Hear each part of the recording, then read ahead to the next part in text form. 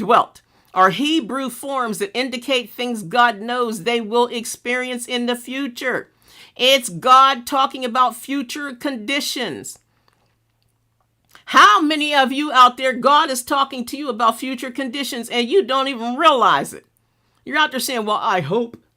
God probably already talked to you about your future and you're missing it. Your flesh won't let it through.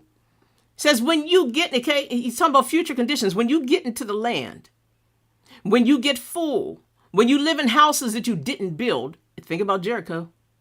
Okay, remember Jericho, Joshua comes after Deuteronomy, and look what happened in Jericho. They got the whole city. Amen. Jericho in the book of Joshua, God knows everything. He knows our future. What could your Jericho be? In other words, I know what's coming and I know how prosperity can change people. Amen. Why? Because